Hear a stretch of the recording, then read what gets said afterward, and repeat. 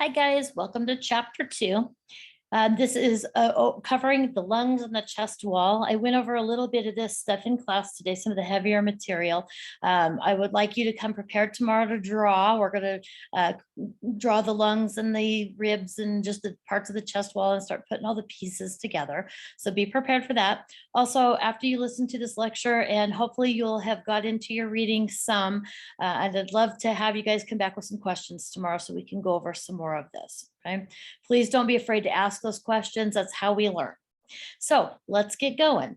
On a side note, my furnace or my AC is turning off and on today. I guess it's just not quite hot enough to leave it on.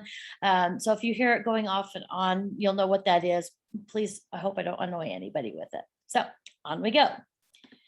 Alrighty, so we start looking at the lungs as actual organs themselves. We look at the apex and the base. The apex is the very, very, very top of each lung.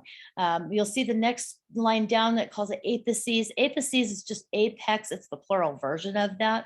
Now, both of your lungs extend above your clavicle bone, or that's like your collarbones.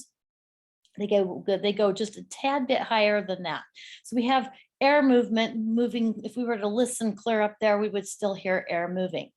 The base of the lungs is just the bottom part. It's kind of a concave shape because the diaphragm sits right underneath there and helps to move up and down to help the lungs bring air in and push air out. We also see a term here called the mediastinum. The mediastinum is just kind of what I call the center of the chest, really. And in that, you've underneath your sternum there, you've got all of those internal organs like your heart, the aorta, which is part of your coming off of your heart, your esophagus, great veins, trachea, mainstem, bronchi, all of those things that are just kind of in the middle. So hopefully that helps kind of give you if you see this term come up, you'll kind of understand that it's just the stuff in the middle. This picture I left some pictures on this particular slide this time because there's some really good pictures on here. So you can see here that your right and left lung there go above your clavicle bone or your collarbones there. You can see where the trachea is. You can see your sternum. Let me grab my arrow here and see here's your sternum right through here. This little piece right here is called your xiphoid process. This is one of those things we have to be very careful when we're performing CPR, that we hit the middle of the sternum here and not get it too low, or you will actually break this part of the bone off. So you can see here that we've got the different ribs, and we're going to go through all of those. I want you to notice in this picture too, see where all of this pink is between the ribs. Those are their intercostal spaces. So we're going to see these a little bit later. We're going to talk a little bit more about them. Over here, you can see is the cardiac notch. And you can see this little line right around here is basically where the heart sits. So remember that your right lung, because we're facing this patient, has got 3 lobes in here. Okay, it's kind of hard to see them in here. They don't necessarily split them very good. And then on this left side, we've got 2. So we've got this one here, and you've got this other piece down here, which I think that these blue parts are actually your lower lobes. So remember, left side only has 2, and it has room for your heart, which is that cardiac notch, just kind of that place that's cut out so that the heart can fit in there a little bit better.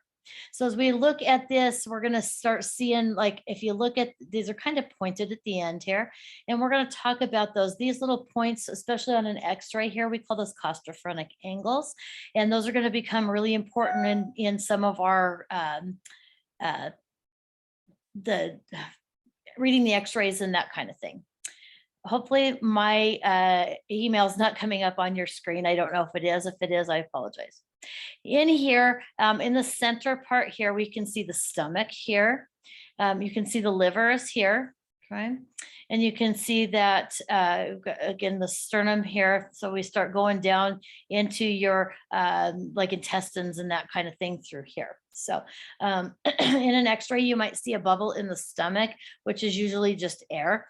But just keep an eye out for that. So what I mostly want you guys to take from this is that we need to pay attention to what's normal. I know that these lungs should come to a point on each side, just like you can see this one's really good, better than the other side. And that I should have ribs that look rounded like this. My sternum should look, in this kind of shape. My clavicle bone should come up. If we are looking at an x-ray from the back, you won't see the clavicle bones. You'll see them, but they will look like they're behind something, which they are. They're behind the patient's body. Okay. And so let's go on a little bit further. You can take a peek in your book. All of these pictures are in your book, so you can take a little bit further look. All right, looked at the cardiac notch there. That's that lungs, the left lung spot right there where that interior border where the heart sits. Now, this is a really important part here. The diaphragm. I want to make sure you star this, underline it, make sure you know. The diaphragm is our major muscle of breathing. Okay. And it separates kind of the top from the bottom as far as like your abdomen versus your thorax. The thorax is going to be all of the stuff above. So that's going to be all of the ribs. It's going to be all of the mediastinum, the lungs, the heart, all of that kind of stuff. So we also see that it's dome shaped. So when we see here in just a minute, we'll see another picture of it and you'll see that it's kind of dome shaped. It sticks up to the ribs. It does push the lungs up. So we're going to see it. Part of that dome shape is that pushing those lungs up. The right side, they call it a hemidiaphragm. You'll see this term come up several times. A hemidiaphragm is just the section where the lung meets the diaphragm.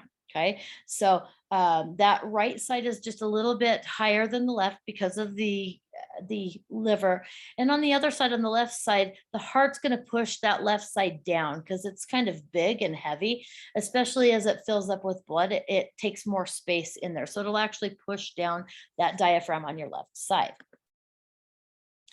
Another important one, I don't know why it is that I really, really, really love to ask this question, is the hilum. You may hear it called the hilum.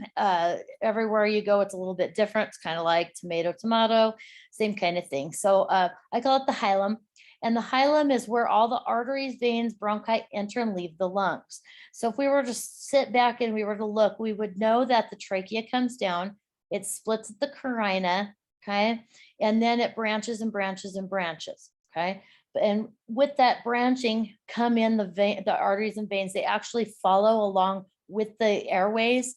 There's not gas exchange that are happening there, but it does just kind of like travel to it. Now, when we get to the alveoli, that's where the capillaries and the arteries surround, I guess, each alveoli so that gas exchange can happen. The pulmonary ligament connects the lung surface to the actual diaphragm itself. It's just a tissue that helps to hold them together. Now, why that's important is our diaphragm actually contracts and relaxes and contracts and relaxes. And as it does that, it's going to change the pressure inside the lung, and it will help move air in and out. So that membrane is super important there to help the diaphragm when it contracts and relaxes. It causes that ligament to pull tight and to relax, pull tight and relax, and it allows air to come in and out. We'll talk more about that in a bit. I left this out here, and no, I will never ask you to ever memorize all of these sections in this.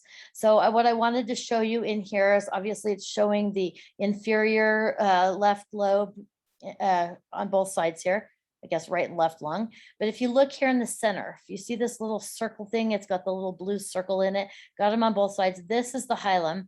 That is where all those vessels are coming into the lungs to feed the lung tissue itself and to also send the blood over to the capillaries for gas exchange to occur. But no, you do not have to memorize all of these parts on here. The little lungs I have in the classroom look like this too, and I could do that to you, but I'm gonna be nice. So, but what I do want you to understand is that the lungs do go down pretty far. I mean, you can feel the bottom of your rib cage, and your lung's gonna be right about at that level. So you can see how long your lung is. Now, those that are taller have longer and bigger lungs. Okay, versus us short people have little lungs. Okay, pleural membranes are super important also. And this one, I will spend a little time in class on this one as well tomorrow. So basically what the pleural membranes are is that you got to imagine that the chest wall is kind of a cage, okay? And inside that cage is this tissue, which is the lung. So there is a tissue that lines the inside of the chest cavity that kind of separates the ribs. It kind of holds everything in so that the lungs don't like pop through the ribs. It's kind of just a tissue to hold that up. Okay. And that one is called the parietal pleura. And I want to make sure you know the difference between parietal and visceral. Okay. So make sure that you kind of pay attention to this. So the parietal pleura is on the inside of the chest wall. And then we've got a surface on the top of the lung. The lung surface is called the visceral pleura. Now, these two pieces slide against each other. They have a fluid between them, and they actually slide across each other. If that fluid dries up for some reason, something goes wrong in there, it ends up sticking together. We hear a sound that we call a pleural friction rub, and that's just a special breath sound. Kind of sounds like two pieces of a leather couch rubbing together. So you guys can imagine what that sounds like. Now, there is a space that resides between this visceral and parietal pleura, and it's just a very, very small space, but it is a place in which fluid can collect. So tomorrow I will draw a little bit about this, and I will show you a little bit more because sometimes it's easier to see it with pictures.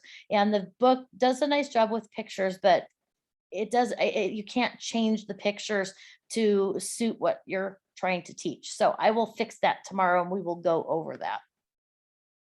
So on this particular picture here, I'm going to take my arrow here. I've got my trachea coming down. Remember, this is our larynx right here, right? The opening into this is called the glottis, and it's going to come down, and we know that it's going to split, and it's going to split. Okay. Now notice here we've got lobes. So here's a lobe. Okay. And then here's a lobe, and here's a bottom lobe here, all on the right side. This big blob right here is going to be your heart. This is going to be on your left side, upper lobe, lower lobe, and then you can see here we need some space for the heart to reside. Now this here down here is our diaphragm. Okay, it's not a real big tissue, but a super important tissue. If for some reason that diaphragm should stop working, then our patient cannot breathe on their own, and we have got to do something to mechanically ventilate them because they're not going to be able to breathe by themselves. And we'll talk more about that a little later. But I want you also to notice on here, and this is what I'll draw tomorrow, these little circles that are down the side, those are the ribs.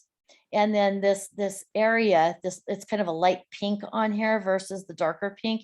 That light pink is the pleural space. Okay. And again, that's where it's got the fluid to help these two tissues. And you can see how the inside of the chest wall and the outside of the lung, and they rub against each other when we take a breath in. Now, when my lungs are deflated, that space in that pleura is bigger. When my lungs are inflated and big, then that pushes that against the chest wall, and there's less space in there. Now, one of the other things I want you to pay attention to again are these little points right here at the end. Okay. Those again are called costophrenic angles. If for some reason I should get an infection between these two layers right here, between the visceral pleura and the parietal pleura, then this fluid will build up in this bottom corner, and we won't be able to see these points on an x-ray. So I will show you what those look like. We'll go over that stuff tomorrow. So there again, there's that thin layer of fluid, and that lubricates the membranes during breathing, and things happen. Infection happens, we become dehydrated. Those kind of things could cause a problem with that. So intrapleural pressure is subatmospheric, meaning that inside that pleural space, the lungs and that pleural space, the pressure inside is less than what's on the outside. Now, what I want you guys to understand is that fluid, air, people for that matter, try to take the easy way out. Okay. So if I have a high pressure somewhere, it wants to go to a lower pressure because it's hard work over there being in high pressure. It's just like us. If we have a place where there's a lot of people, maybe there's 100 people in our classroom, it's going to be awfully full. And so you might like to get out of there and go to a place that's less full. So does the air, so does the water, all of that kind of stuff. So I want that to kind of stick in your head. So as the chest wall tries to expand, the diaphragm actually will drop and air will come in. And then what will happen is the pressure that's inside the lung will be equal to outside the lung, and it may even be a little bit higher. Okay.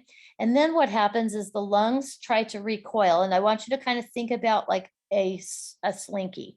I know we've all played with slinky. So with slinky, if I take it and I stretch it out and then I let it go, it's going to recoil or pull itself back together. Lung tissue does that very same thing. It wants to sit at a certain position. And when it's stretched, that's an abnormal position. It doesn't like that. So it tries to go back to its original position. So when that happens, then it's going to push the air back out into the atmosphere and decrease the pressure inside the lung. And again, if it's higher inside than outside, it's going to want to go somewhere that is less stressful, if you will. The other thing that happens along with that is that we talked about surface tension and we did our boats and all of that. Surface tension also plays a part.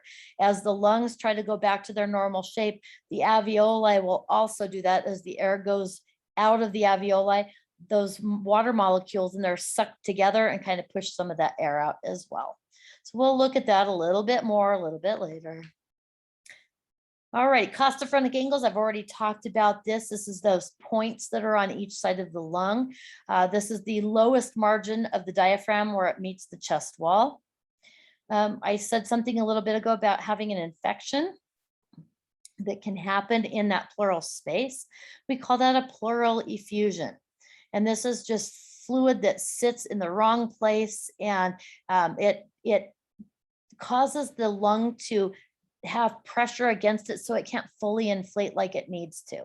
Now, on a chest x-ray, you'll see those points, and they should be pretty pointed if things are normal. If they're not pointed and what they call blunted or kind of rounded, then that's going to be an indicator that we've got fluid in there that doesn't belong. To get rid of that, they will do what we call a thoracentesis, and I will show you a video of that tomorrow.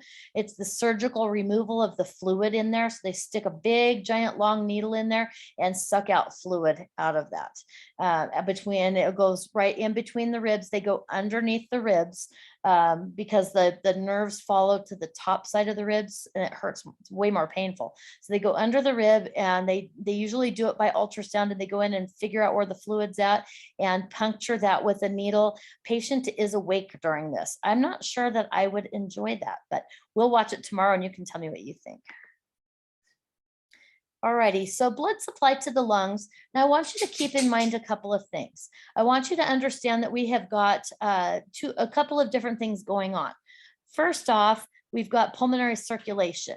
Okay, so and you can see here there's 2 bullet points: pulmonary circulation and bronchial systemic circulation. So let's talk about pulmonary circulation. We drew the heart out, and when we drew that, we talked about the pulmonary artery that's taking the blue blood, if you remember, oxygen poor blood to the lungs to be oxygenated. And so remember that an artery takes blood away from the heart. Now, when we draw blood in the arm, the artery of the arm, we will be taking oxygenated blood. There are only 2 places that an artery carries poor oxygenated blood. That is in the pulmonary system and in the umbilical cord between mom and baby. Okay? So the pulmonary veins are bringing the blood back to the left atrium of the heart. And so remember, again, veins typically bring blood back to the heart. That's their definition. And in this case, again, the veins are bringing oxygen-rich blood back, where normally when we do look at our veins, even in our arms, if you look at your veins in your arms, they look a little bit blue. And that's because we start losing that hemoglobin is not attached to the oxygen, so they start turning blue. And we'll talk more about that in the blood chapter a few chapters down the way. Now, then when the blood from the artery and the veins that come in here, they're actually feeding the little capillaries that surround the alveoli. So the poor oxygen is going to come back to the heart so it can be oxygenated. And then the oxygenated blood is going to go out to the body to oxygenate all the parts that need it. Excuse me. And then bronchial systemic circulation. And this is really an important point, because this is the part of the blood supply that actually feeds the walls of the airway. Gas exchange does not go on in these particular things in the airway, the supplies of the airway walls. Sort of. Okay, now let me come back and explain what I mean by sort of. So remember when I was talking to you guys the other day about, so the red blood cell is going to take oxygen to my elbow. And then at the elbow, the oxygen is going to get onto the tissue, and so it can go feed the tissue. And then carbon dioxide is going to get back onto the red blood cell and go. Oh, sorry, I keep yawning today. Sorry. But that happens in the airways too. So the airways are just tissue that need to be fed and to be oxygenated so that they can be healthy. So that gas exchange does help, it does work out in the airways, but not to oxygenate the body. It's just to do a gas exchange at that tissue. Hopefully I didn't confuse you too much. If you have questions about that, let me know. But you got to remember, all tissues need to be fed. This is just kind of a tricky place to understand, because we talked about the airway walls not having gas exchange. Well, they don't, but they do. So we'll talk a little more about that tomorrow as well. And if you have questions about that, please bring them to class.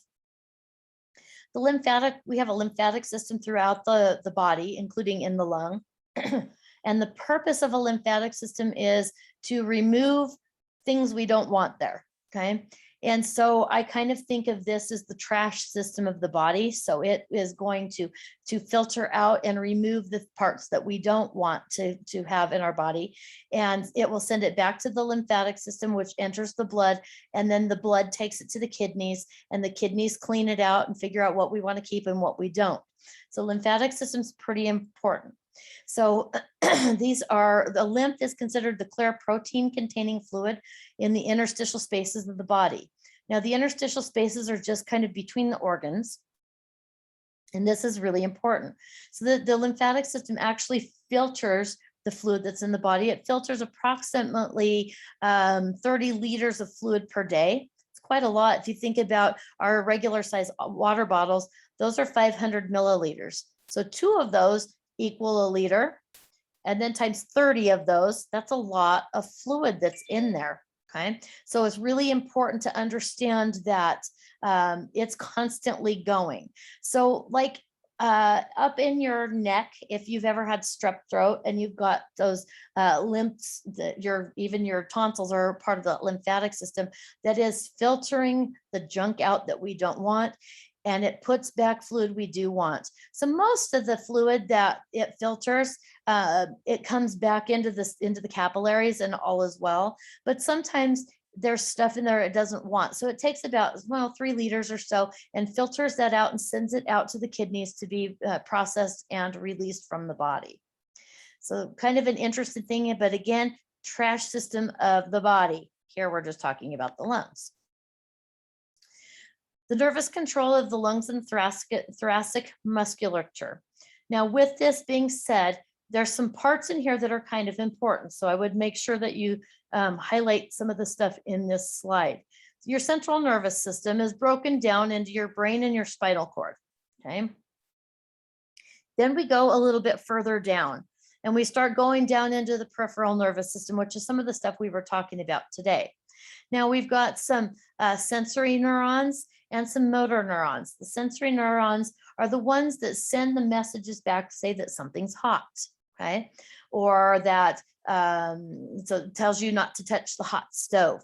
And the motor neurons are the guys that send the signal to the body parts to move. So sometimes these are things that we can control. I can control if I move my arm up and down. I cannot control that my heart beats. So I want you to kind of think of it that way. But sensory versus motor, sensory feeling versus motor, which is moving, okay? Today we talked about the autonomic nervous system, which is part of that peripheral nervous system.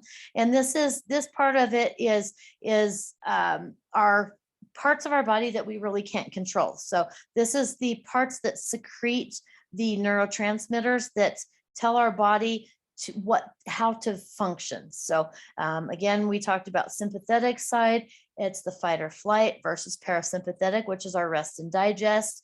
And super important that we go through and we remember that certain things happen when these systems are triggered. So we'll see here in a couple slides, we'll go a little bit further in kind of to top off what we talked about today. Another important one I always love to ask is what nerve innervates the diaphragm? And that would be the phrenic nerve. Okay, notice that it's a motor innervation, meaning that it's causing movement. So the body has this phrenic nerve, goes down from the brain, clear down to the diaphragm, and its signal pure and simply says to contract and relax, and it's telling it to move and push air out, pull down so air can come in, and it's causing actual breathing. This is why the diaphragm is the major muscle of breathing. This nerve tells it what to do. Now, there are things that can happen that cause that signal from the brain down to that diaphragm to not work. So some kind of surgery that might have damaged the nerve, trauma, disease may paralyze that diaphragm. If my diaphragm paralyzes, I can't breathe. Really, really, really important. Now, they give us a little caveat here that says breathing is possible if accessory nerves are intact. So we also have nerves that go down into the intercostal spaces, and there are also other muscles of breathing that we'll use, and we'll see those later in this PowerPoint.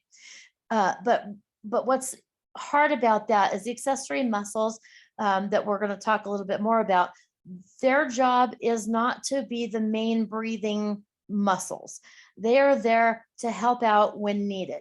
So if I go for a jog, besides being dead on the sidewalk, because I would do that, those muscles start to kick in and help breathing so that we can keep up with our body's demand for air.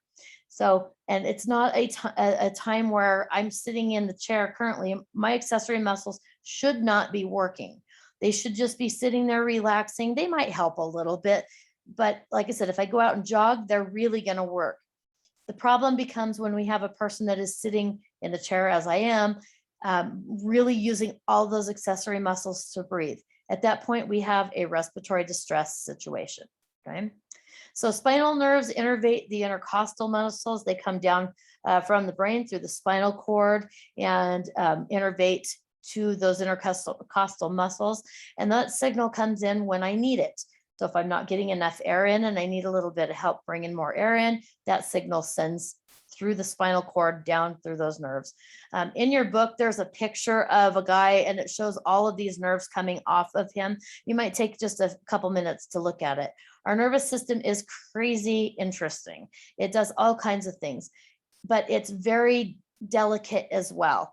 And so any kind of damage to the spinal cord or to those nerves anyway could leave somebody paralyzed. And for those of you that are a little older, Christopher Reeves, and I don't know if all of you know of Christopher Reeves, but he played Superman back in the day, and he was in a horse accident. He fell off the horse and had a neck injury, and it actually paralyzed his diaphragm, and it paralyzed him, I think, pretty much from the neck down. And he had to have a mechanical ventilator with him. They showed, you could pull up pictures all day long of him in his wheelchair with that mechanical ventilator because of that accident. So car accidents, falling accidents, those kind of things are potential places that it could be. Could cause. My father, before he died, he had a tumor on his spine. And one of the things that they were worried about, they removed it the first time and it grew back, but it kind of grew a little bit different. It wasn't cancerous, but it just came back. But this time it was so close to that spinal cord and those nerves that they refused to remove those, tumor this time, because they were afraid they were going to damage that spinal cord and cause him not to be able to breathe and so on and so forth. So kind of scary stuff though, but very, very, very, very interesting and very important to us. We're going to start with the parasympathetic side here. And I want you to notice that word cholinergic at the top. And we'll talk a little bit more about these different terms that go along with this. Okay, I'm assuming that cholinergic, the term comes from its neurotransmitter. If you look about middle of the page there, you'll see neurotransmitter and it says acetylcholine. And if you notice, cholinergic has the word choline in it, so does acetylcholine. So that's a good way to remember it. Okay, so the parasympathetic nervous system, it innervates the smooth muscle in the airway, mucus glands, pulmonary vasculature. If you remember us talking today about smooth airway muscle, and in some cases, when this neurotransmitter is released in patients that have reactive airway disease, those airways will actually constrict down. And then if you remember, I also told you that it increases secretions. So that's another place that we may be interested in stopping secretions. For instance, let's say that I have an upper airway infection and have a really runny nose and that kind of stuff. I can use an anticholinergic medication that blocks acetylcholine to dry my secretions up. So you could go to Walmart and find that on the shelf for what it's worth. So neurotransmitter, again, acetylcholine. I want to make sure you know the neurotransmitters, the name of them and what system they go with. There are only two, so it shouldn't be too horrible. Now, overstimulation, especially in people that have that are sensitive to acetylcholine, can cause bronchospasm, meaning that the airways of the bronchioles constrict down real tight. And also overstimulation with that acetylcholine increases mucus production and thickness. We've all had that snotty, nasty cold that we are so thick up there, it's not so much fun. So part of that is your parasympathetic nervous system working. On the other side of things, we have our fight or flight, which is our sympathetic. Now, the word adrenergic, you're going to see up at the top there, that's going to be a really important word as we start getting back into the medication chapters and some of the stuff there. So as we go through this semester, I'm going to start kind of introducing you to some of that. So hopefully pharmacology is a breeze for you by the time we get there. The sympathetic innervates from the adrenal medulla up in the brain. The neurotransmitter is norepinephrine. Now, in your reading, you might see it as noradrenaline or maybe just adrenaline. Remember when we were talking in class that epinephrine and adrenaline are very similar in nature. They're just a little tad bit different in their chemical makeup. So know that if it's norepinephrine or adrenaline, either one is fine. So if you happen to write noradrenaline on your paper, I'm not worried about that. But like we talked about in class today, is that adrenaline rush that you get when you're on that roller coaster. And so that's that. The adrenaline rush is the release of the neurotransmitter into the body, causing all of those things that we talked about today, the increased heart rate, blood pressure, all of that stuff. Also, it stimulates these beta-2 receptors, and we'll talk more about those in pharmacology. And those receptors cause the airway to open up. And that is really the big thing we want to do. We talked about albuterol, we talked about levolbuterol today, and how those play into the part of stimulating these receptors to cause bronchodilation. That's the end all be all. That's what we want to do. We don't want to give these medications if we don't need them, and you will do that. I promise 1,000,000 times you guys will do that, and you'll wonder why the heck you're having to do that. So in the absence of sympathetic activity, the sympathetic nerves do not innervate the airway smooth muscle. So this is really important to understand.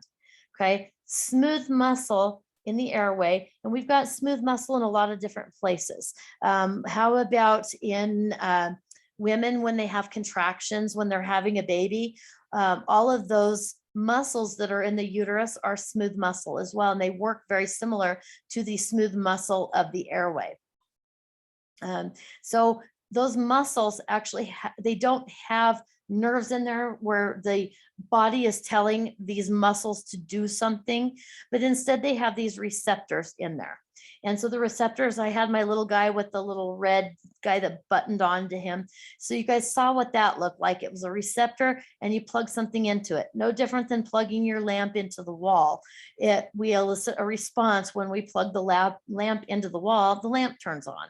This is no different. When the neurotransmitter, which is the norepinephrine in this system, attaches to the receptors, it causes bronchodilation. So this is normally secreted by the adrenal gland, but sometimes We need more. There are people out in the world like us that have asthma and need that extra bit of medication. So we give them a medication that stimulates the sympathetic nervous system as norepinephrine would, and we cause that airway to open. Okay. We will be going through this all again through pharmacology, so don't panic if you're not getting it. It's okay. I just want you to make sure the biggest thing right now, I want you to know which system is fight or flight, which one is rest or digest, and what their neurotransmitters are. That's the important piece to that. All right, so sensory responses, most sensory responses are parasympathetic. So when it's time to touch the stove and you realize it's hot and you pull back, that the sensory goes from your fingertips up to your brain. Your brain is going to send back a message to the motor side and say, move your hand. So it's a constant signals going constantly. A lot of those we don't even, like, we're not conscious of. If I go to touch the hot stove, I'm not thinking about pulling my hand back right away. I will after it gets hot, but it's all an internal thing that's going on. These chemicals are the guys telling the body what to do. So very, very interesting when you start thinking about it. There are 3 other types of sensory responses that we will talk more about in later chapters. This book is very bad about like introducing you to a bunch of stuff, and then it repeats itself in the later chapters. So I keep telling you that, and I promise we'll see it again a little bit later. So one of the responses, sensory response we see are stretch receptors. And so basically what this is they're slow adapting. So when I take a breath in, these stretch receptors they fall inside of the lung tissue itself. And when it starts to sense that it's going to stretch too far, it signals the body to go back into exhalation. So we don't breathe in so far that we pop a lung. Okay. And so this reflex is called the Herring-Brauer reflex. I love this one on tests. So just a side note, might want to star that one. Irritant receptors. If you've gone around anything that makes you cough, your irritant receptors have been triggered. So whatever it is, if it's the dust outside, if it's the harvest, the dust that's flowing from harvest, whatever it is, causes you to cough. Okay. The other place that we see this is in the C fibers. And this is actually these bottom 2, I didn't put them in quite right. That J receptors should be kind of under C fibers. The C fibers and the J receptors, these are irritant receptors near the alveoli. These tend to be the ones that are most susceptible to cold air, and they may cause you to cough. Again, it's an irritant receptor. I take a cold breath in, outside it's 15 below zero. It's that cold air is not going to heat very fast. It's going to get down into where it's going to hit those irritant receptors, cause me to cough. So think about with winter coming, when you cough next time when it's cold, you'll know what's doing it. So make sure you know about this reflex, this Herring-Brauer. Make sure you understand what an irritant receptor does. And it's just telling the body there's something in there that's irritating. That's all it is. Okay. Going a little bit farther to the thoracic anatomy, and this is some of the stuff we're going to be drawing in class. So the rib cage is actually very important. The rib cage kind of holds everything in, and so if it is damaged for some reason, it'll allow the lungs to inflate further than they should, and in a very irregular pattern. So the rib cage there and the intercostal muscles, those are part of the thorax. The vertebrae, the sternum, the diaphragm, all of those are a part of this thorax, okay? Think of this, the intercostal muscles are the ones that go between the ribs. And so when you go to your favorite barbecue place and you are eating ribs, you don't eat the bone, obviously, but you're eating the tissue that's in between that, and those are intercostal muscles. So next time you eat some ribs, you'll be thinking, oh, wow, these are muscles, okay? kind of a fun side note. So there are 3 cavities that are part of this thorax. We have the right and left pleural cavities. And again, these pleural cavities are the places that kind of envelope the lungs. And then we've got the mediastinum. Remember that mediastinum is what holds the heart and the lungs and all of those parts in there. It's kind of the middle section is what I like to remember it as. I left this one in. This is probably a really good one for you guys to take a look at, because it kind of gives us a good placement for stuff. So here are the larynx, come down to the trachea. And again, remember, it splits into two sides. And so this is got, you can see it's got the lung inside here. This is the chest cavity. Notice that these ribs go way down here. When we inflate our lungs, our lungs will actually inflate clear down in here. So I think they left this little triangle shaped place right here on the corner, specifically so you can see that there's a space in between there. Clavicle bones are following along right up here. And you can see again, it is, you can see the lung tissue actually goes above it, okay? And so then we've got the diaphragm, which is this little piece right here. We've got the esophagus. The esophagus runs parallel with the trachea down, but it goes into the stomach and takes food down there. Or sometimes the food goes down into your trachea when your epiglottis fails. So as far as the ribs are concerned, they're very interesting how they attach. They attach to the sternum. So remember, the sternum is like that centerpiece anteriorly, so it's towards the front. And there are 3 ribs that connect to the cartilage of the sternum. They call those the chondral ribs. So those are some that potentially you could injure that cartilage if you were lifting something or you moved wrong. Painful, painful, painful. Okay. And so we've got that cartilage. We can see that the 7 of them actually directly to the sternum itself, but these are connected with the cartilage. And then there are actually a couple of floating ribs in there. They don't attach anteriorly at all. Okay. We'll see a costal groove when you start looking at the ribs, and that costal groove goes in in between the ribs, through the bone, that allows the nerves and the arteries and veins to go through there. So, and with that being said, those arteries and veins are the ones that are feeding that tissue itself, not the gas exchange part, but the actual tissue itself. So here we can see, this is another picture of the ribs by themselves. And so here again, there's your clavicle bones, which are your again, your collarbones, if you remember it that way easier. Okay, and then you can see we've got spaces between here.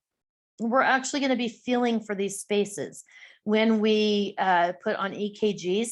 So take a moment and feel, and just go down from your clavicle bone and just feel your ribs as you go down. Just go down 3 or 4, and you can just feel that intercostal space in there. And so we're going to use those as some landmarks when we do EKGs a little bit later on. Okay. So with the way that these work, and I love this, I think that's the next slide after next, it shows how these things move up and down. And they're very important because when I take a breath in, they kind of move up, and they show it like a handle on a bucket, or maybe a handle on a spigot, like a water spigot, that go up and down. When I breathe in, it goes up. When I breathe out, it goes down, and it likes to be in that down position. So that's kind of a normal placement for it to be, and it will help to kind of push some of that air out of there. Again, the sternum is the middle section. The middle part of that's called the manubrium, and that's just the body, and the body, it's just that whole big piece itself, kind of like the breastbone, you'll hear it called. Okay, that xiphoid process is that little pointy thing at the bottom of it that I said you don't want to break off in CPR. We do have a sternal angle, and if you go down from kind of where you've got that little indentation where your clavicle bones come together, and if you kind of go down your sternum, you will go down and you will find a place that has kind of goes up, and then there's a bump there. That bump is what we call the angle of Lewis. Okay, not the angle of Lois, there's a U in there, and that, or a sternal angle, you'll hear of that.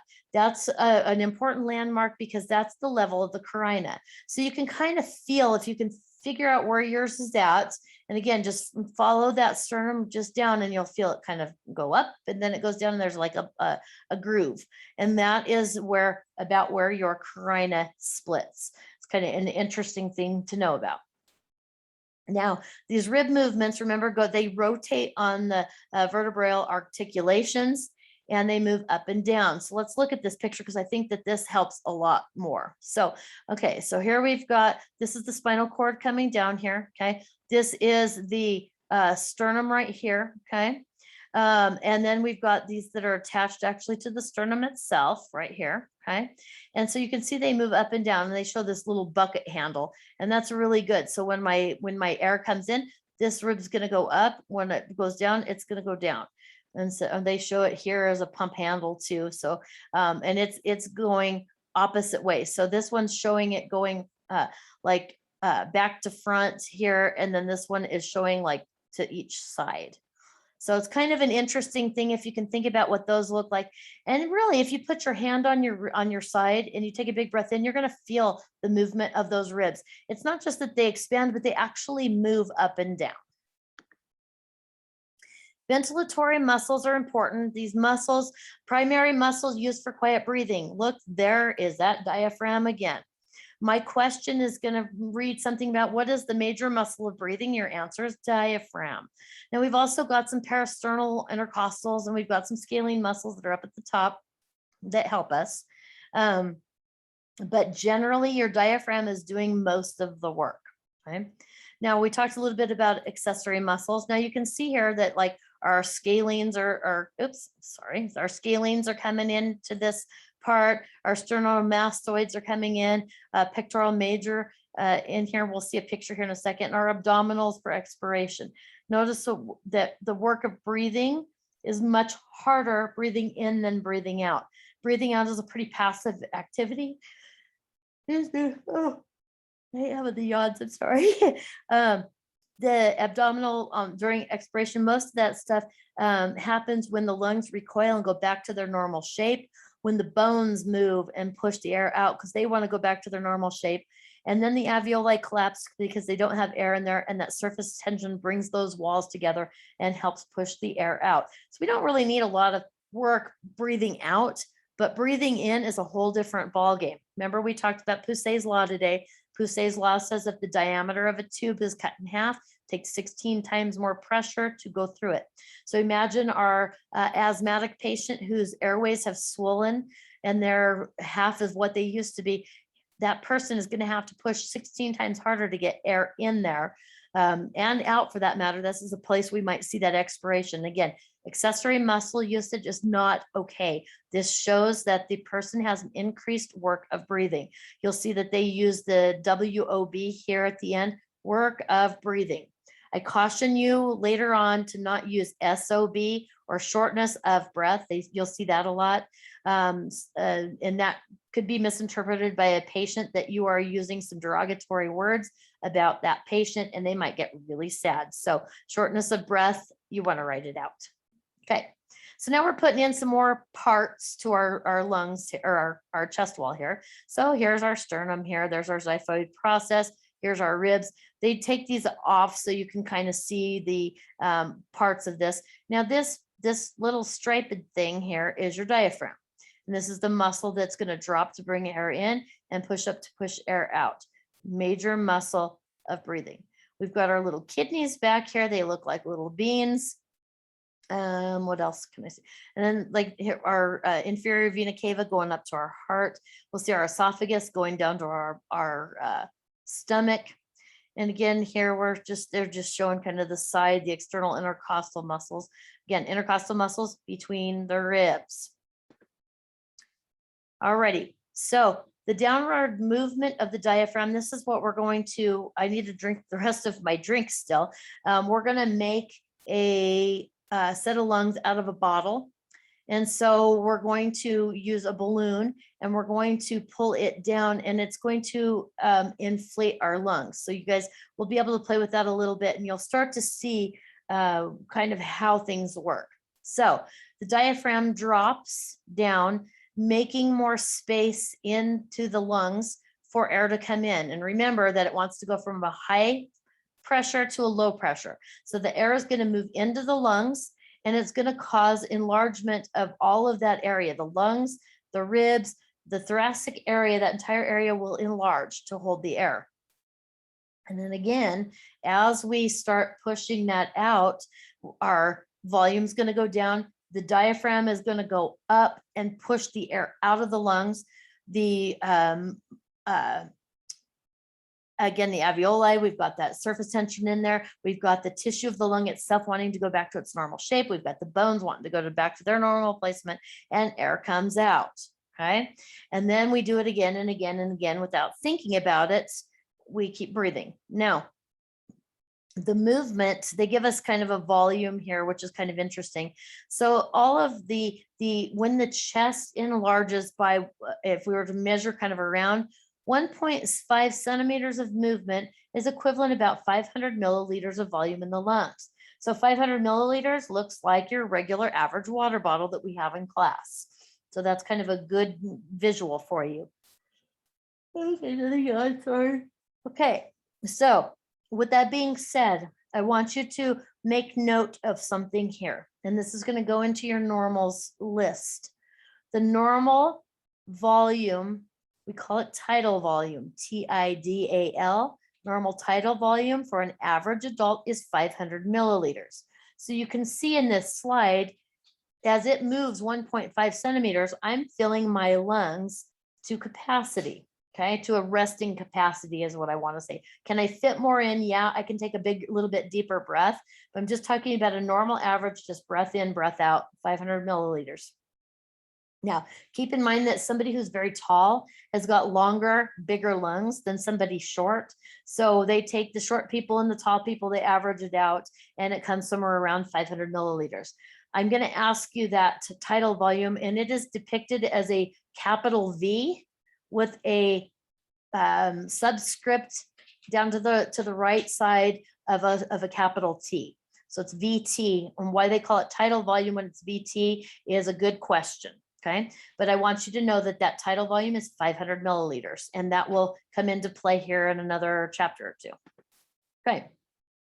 We've already talked about recoiling and how the body in general wants to go back to its normal position, its elastic recoil, just like the waistband in your sweatpants. Okay, if you stretch them out because you ate your big turkey dinner and then you take them off, that elastic wants to go back to its resting position where it normally is at.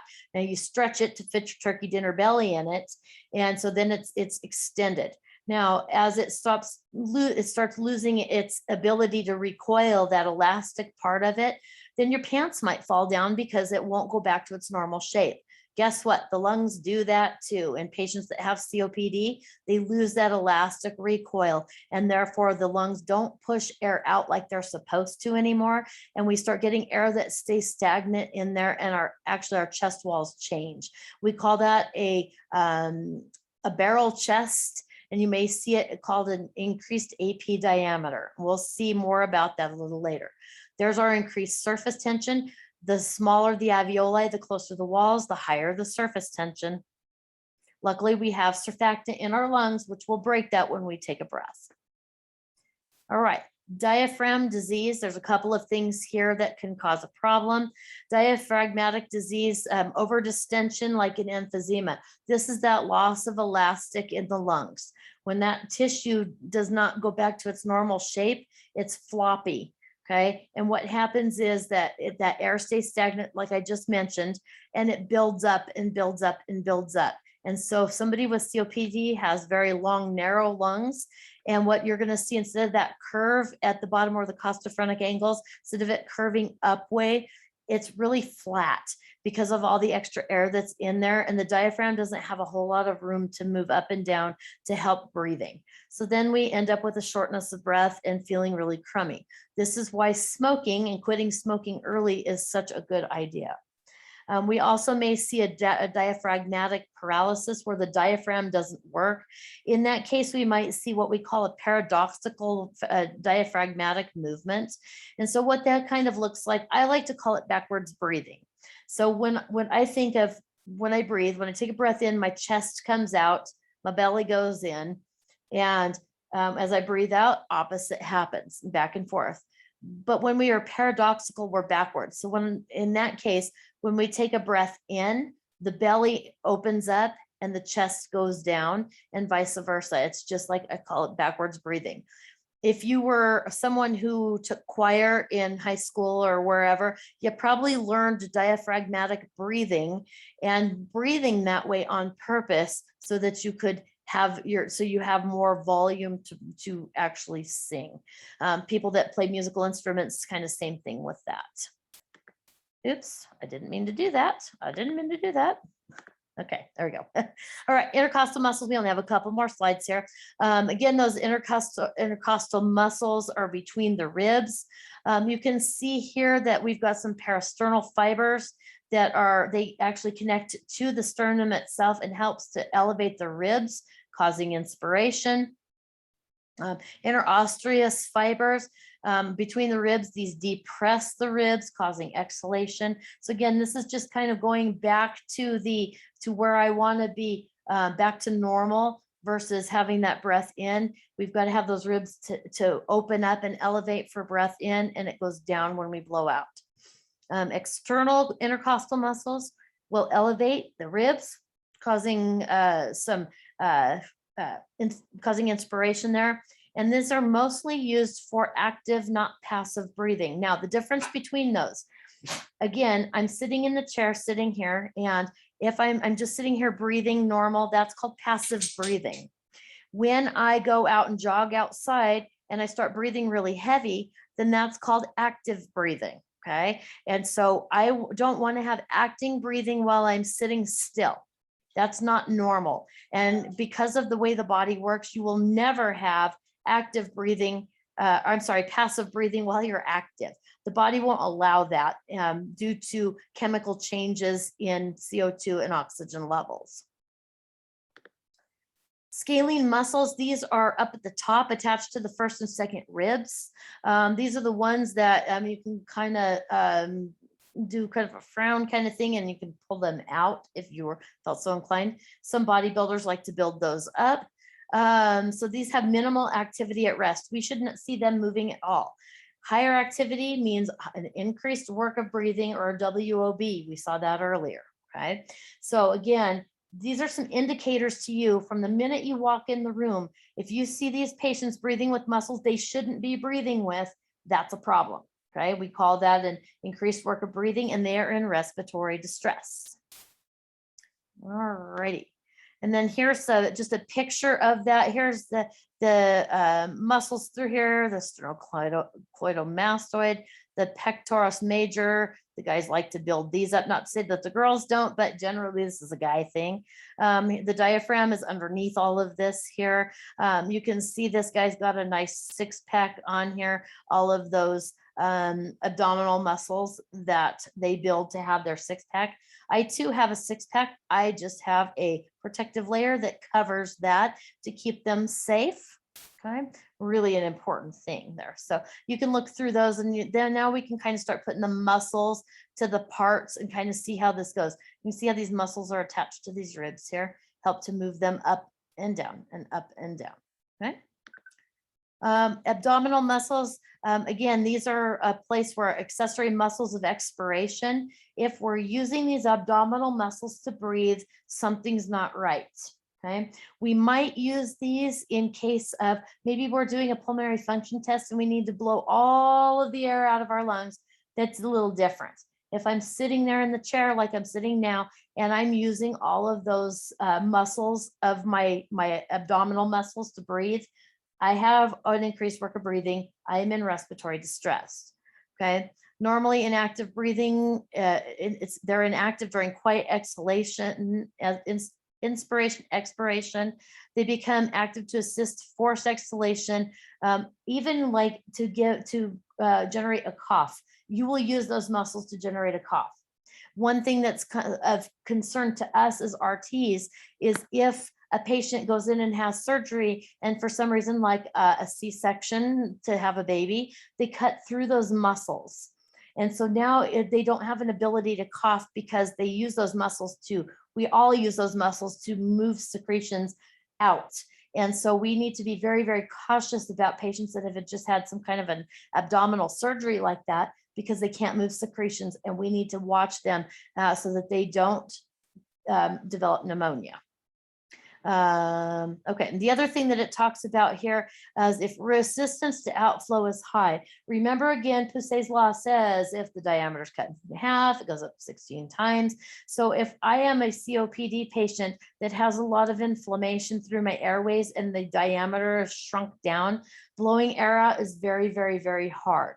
So even in asthmatics, it's not the air coming in that's such a problem, it's the air going out. And we think we're short of breath because we can't get air in, but really it's the opposite of that. All righty. And that is the end of the PowerPoint there. Please bring questions tomorrow. I really do want you guys to go through and make sure you're doing your reading. I am not going to cover every single thing. So bring your questions tomorrow after, before breakfast, or I'm sorry, after breakfast, kind of right before lunch. We will build a lung so you guys can play with that and see how that movement happens, and we inflate the balloons and all of that stuff. Meanwhile, as you're working on homework and stuff, if you have questions, don't hesitate to ask, and I will see you guys all in the morning. So have a good night, everybody. Bye.